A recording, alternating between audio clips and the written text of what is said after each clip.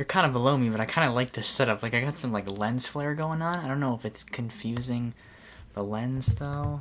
So, VEDA day 29. Holy cow, we're almost done. I'll have bloopers for tomorrow, I promise. I'm going to edit either the funny stuff together or the silence together. I'm not sure what I'm going to do. Cody was talking about failure in his video, and I just watched Wheezy Waiter's video on him explaining all of his fears.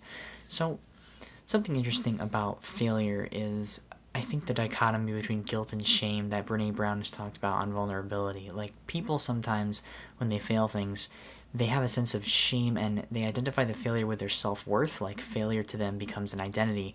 But guilt, the feeling of guilt when you do something wrong and correcting that guilt, that feeling is tied to failure as an action, as something that you can actually improve. So I think that's an important distinction, that when we fail at things, right, there's some quote, we either win or we learn. And I failed at a lot of things. I was going to give some examples, but not make this too long. I kept everybody at a Catskill hike. I kept them all behind because I wasn't doing very well on the hike. I didn't sleep well. I didn't feel properly in the morning. That's my fault. I didn't really do an FCCLA chapter very well in high school. I failed a lot of things, but I think out of that failure, because I'm trying, like, there's a certain level of perseverance and effort that if you're failing, it means you're trying. And if you're failing, it means you have a lot of opportunities to learn. I really enjoyed Cody's thoughts on the people hearing no all the time when they're little. I think I read in the Slight Edge, but by kindergarten, kids have heard the word no 40,000 times and the word yes 5,000 just because they get stomped out of them creative-wise. They can begin to limit themselves by what they hear around them.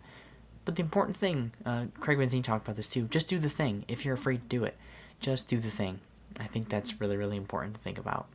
Already a minute and 50 seconds, come on. I think it's important to see that as an action and not as an identity or something that defines who you are. Like, if you fail at something, it doesn't mean you're any less of a person than you were before. Do well and learn from it. One of my favorite analogies is Alan Watt. He talks about clouds. Clouds are always changing their shape, right? Why can't a cloud can always be changing and always be perfect? Why not the same with us? Why do we put so high expectations on ourselves when who we are intrinsically can never be truly defined by failure and by our circumstances? Yeah. Keeping you in TVA. Love your faces. Everybody Palka. Bloopers tomorrow. Hope you enjoy them. You're probably going to watch it right now, right?